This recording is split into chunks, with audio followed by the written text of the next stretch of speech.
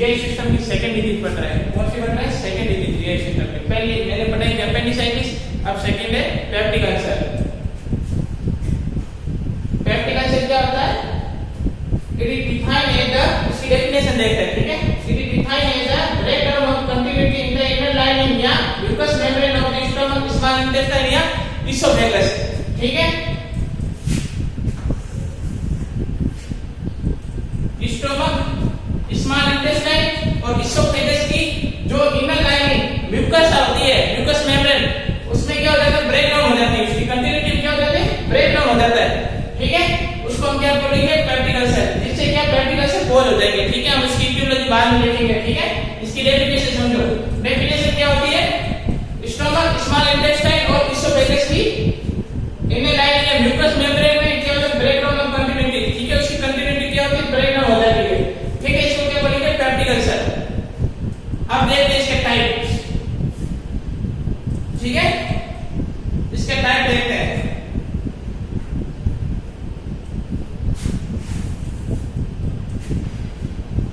इसका first type है according to location. इसका फर्स्ट टाइप कौन सा है? अकॉर्डिंग टू लोकेशन, मतलब लोकेशन के अकॉर्डिंग पेप्टिक अल्सर 3 टाइप का होता है, ठीक है। लोकेशन के आधार पर पेप्टिक अल्सर 3 टाइप का होता है, ठीक है। पहला होता है गैस्ट्रिक अल्सर, सेकंड होता है डुडेनल अल्सर और थर्ड होता है इसोफेजियल अल्सर, ठीक है।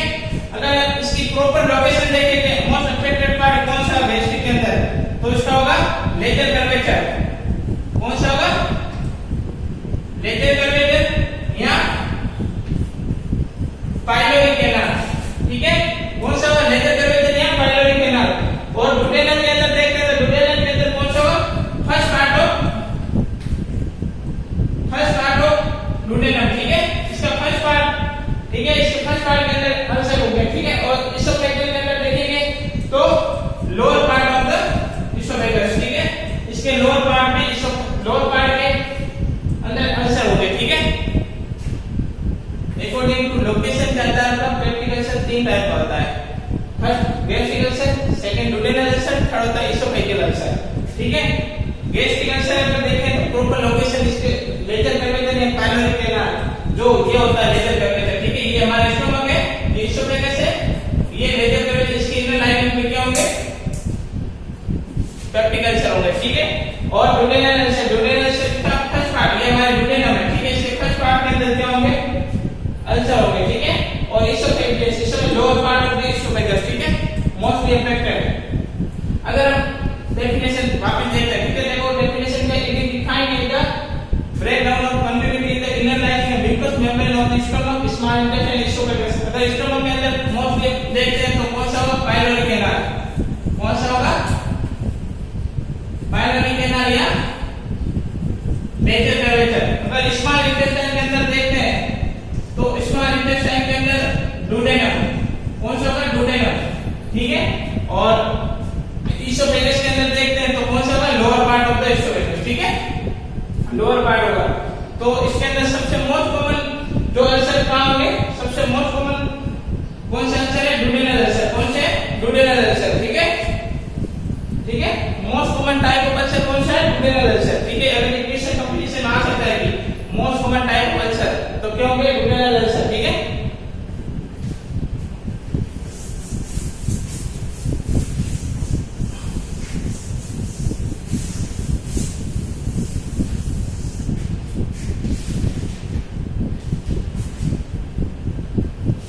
इसका टाइप सेकंड देखते हैं, ठीक है।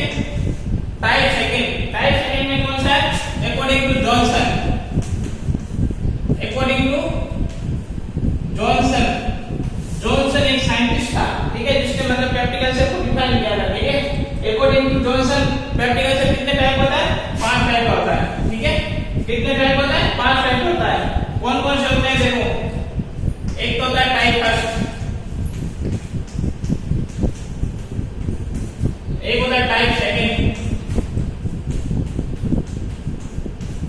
एक होता है टाइप थर्ड, एक होता है टाइप 4 और एक होता है टाइप 5, ठीक है। टाइप फर्स्ट के अंदर क्या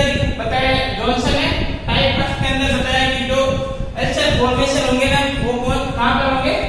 लेजर कर्वेचर में होंगे। कहां पर होंगे? Lesser curvature, lesser curvature in the stomach. ठीक है, जो लेजर कर्वेचर स्टोमक का जो लेजर कर्वेचर पार्ट होता है जिसे हम पाइलोरिक लेगान बोलते हैं, वहां पर क्या होंगे? अल्सर फॉर्मेशन होंगे। ठीक है, और हम देखते हैं टाइप सेकंड। ठीक है, टाइप सेकंड, टाइप सेकंड के अंदर क्या होंगे? जो अल्सर प्रेजेंट होंगे कहां पर होंगे? स्टोमक और डुडेनम। स्टोमक के अंदर देखते हैं तो लेजर कर्वेचर और डुडेनम के अंदर देखते हैं तो first part of the duodenum. ठीक है, अल्सर फॉर्मेशन होंगे। ठीक है, इसके बाद देखते हैं टाइप थर्ड। टाइप थर्ड, ठीक है, टाइप थर्ड में क्या होगा? जो अल्सर प्रेजेंट होंगे कहां पर होंगे? Ulcer formation fundus part of the stomach. जो स्टोमक का फंडस पार्ट होता है वहां पर क्या होंगे? अल्सर फॉर्मेशन होंगे। ठीक है, fundus part of the stomach, fundus part. ठीक है, fundus part of the stomach. ठीक है, ये हमारा इसोफेगस और ये हमारा स्टोमक और ये इंटेस्टाइन। ठीक है, जो फंडस पार्ट कौन सा होता है? फंडस पार्ट होता है ऊपर वाला पार्ट। ठीक है, स्टोमक के ठीक मारो फंडस पार्ट पाइलोरिक। ठीक है, वहां पर अल्सर फॉर्मेशन होंगे। ठीक है, अब देखते हैं टाइप 4। टाइप 4, टाइप 4 का, टाइप 4 में क्या बताया जॉनसन ने? टाइप 4 में बताया कि अल्सर फॉर्मेशन होंगे ना, वो कहां पर होंगे? 3 centimetre above fundus of the stomach, fundus of the stomach. ठीक है, स्टोमक का जो फंडस पार्ट है उससे 3 सेंटीमीटर ऊपर है। ये जैसे फंडस पार्ट है इसके 3 सेंटीमीटर है, यहां पर क्या होंगे? अल्सर फॉर्मेशन होंगे। क्या होंगे? Ulcer formation. ठीक है, और टाइप 5 के अंदर क्या बताया? एक्सेसिव, एक्सेसिव या क्रोनिक यूज एनसेड यूज करने से क्या होंगे? पेप्टिक अल्सर कोज करेगा ये। ठीक है, एक्सेसिव एनसेड तो क्या होगा? पेप्टिक अल्सर कोज होगा। ठीक है, इसकी हम पैथोफिजियोलॉजी देखेंगे कि कैसे ये मतलब अल्सर कोज करती है। ठीक है,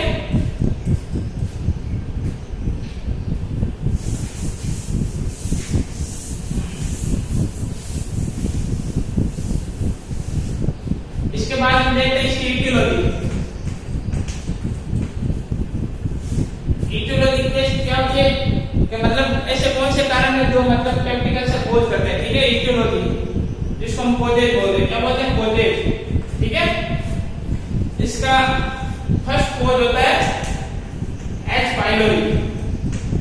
ठीक है, एच पाइलोरी, एच पाइलोरी मतलब हेलिकोबैक्टर, एक बैक्टीरिया होता है। ठीक है, हेलिकोबैक्टर पाइलोरी बैक्टीरिया होता है जो मतलब पेप्टिक अल्सर कोज करता है। ठीक है, पेप्टिक अल्सर कोज करता है।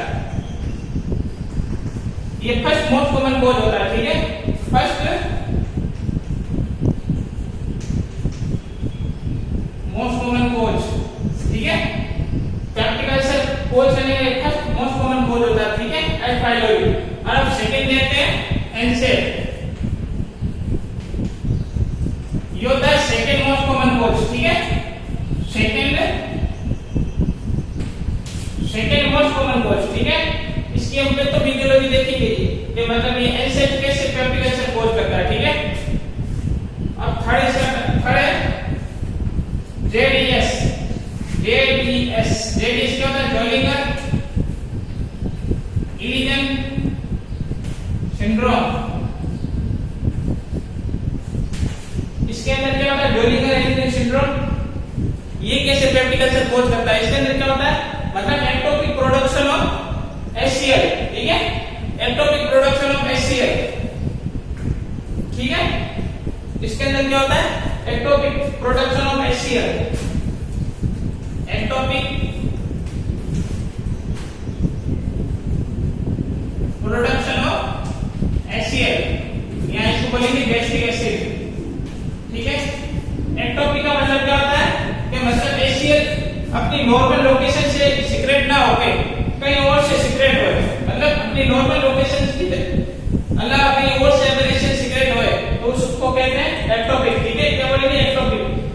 जोलिंगर इलिजन सिंड्रोम के अंदर क्या होगा? मतलब एक्टोपिक प्रोडक्शन ऑफ HCl। ठीक है, इसके इसके अंदर दूसरा देखते हैं, ठीक है, जो गैस्ट्रिक ट्यूमर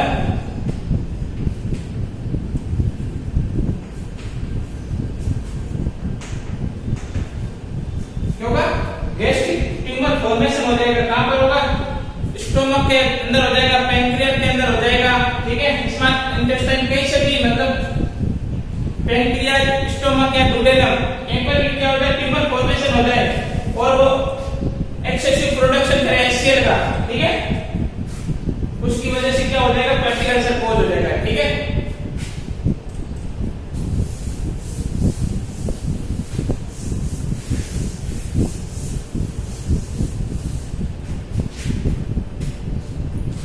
इसके बाद हम इसके देखेंगे रिस्क फैक्टर।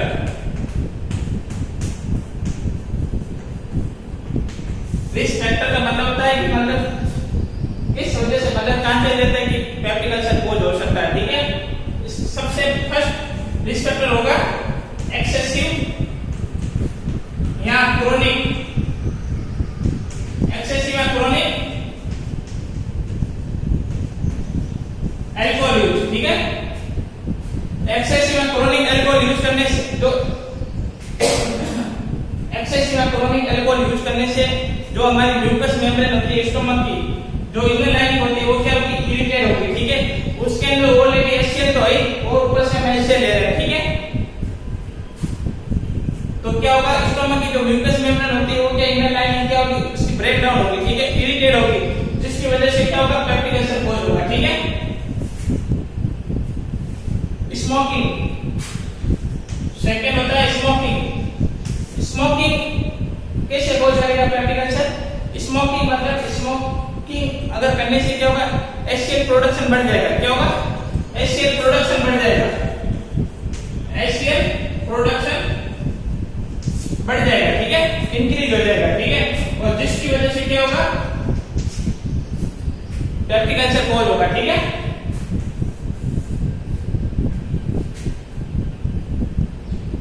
थर्ड देखते हैं स्ट्रेस। स्ट्रेस की कंडीशन में क्या होगा, HCl का इंक्रीज प्रोडक्शन होगा, क्या होगा, इंक्रीज प्रोडक्शन, क्या होगा, इंक्रीज प्रोडक्शन HCl, मतलब स्ट्रेस के कंडीशन में अंदर क्या होगा, HCl का प्रोडक्शन ज्यादा होगा, जिसकी वजह से क्या होगा, पेप्टिक अल्सर कोज होगा, ठीक है, पेप्टिक अल्सर, ठीक है। अगर स्ट्रेस की वजह से पेप्टिक अल्सर कोज होते हैं, पेप्टिक अल्सर हो रहे हैं, ठीक है, तो उसको क्या बोलेंगे, आल्सो नोन एज, क्या बोलेंगे, कसिंग अल्सर, क्या बोलेंगे, कसिंग अल्सर, क्या बोलेंगे, Cushing ulcer, stress ulcer also known as Cushing ulcer, ठीक है। और कोई बर्न की वजह से, बर्न की वजह से अल्सर कोज हो रहे हैं तो उसको क्या बोलेंगे, कर्निंग अल्सर, क्या बोलेंगे, Curling ulcer. Stress ulcer also known as Cushing ulcer और बर्न की वजह से अल्सर हो रहे हैं उसको क्या बोलेंगे, कर्निंग अल्सर, ठीक है। ये कंपटीशन का क्वेश्चन है, ठीक है, आप ध्यान रखो, फ्यूचर में अगर आप कंपटीशन की तैयारी करो तो उसके अंदर ये बड़े क्वेश्चन है, ठीक है, आ सकता है। और इसका फोर्थ नंबर देखते हैं लॉन्ग टाइम फास्टिंग, ठीक है। अगर लॉन्ग टाइम से अगर हम फास्ट रह रहे हैं, ठीक है, लॉन्ग टाइम से हम भूखे रह रहे हैं तो हमारी बॉडी के अंदर क्या होगा, HCl तो ऑलरेडी बटा और बढ़ जाएगा, ठीक है, उसकी वजह से क्या होगा, पेप्टिक अल्सर कोज होगा, ठीक है। और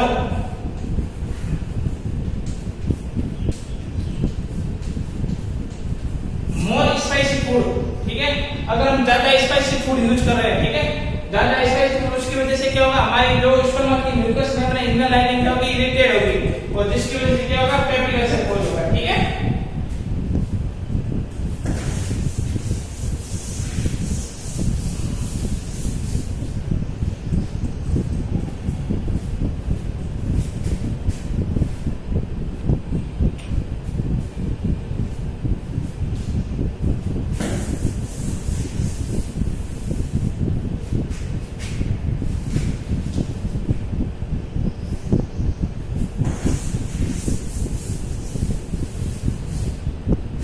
अब हम इसकी क्या देखते हैं पैथोफिजियोलॉजी, क्या देखते हैं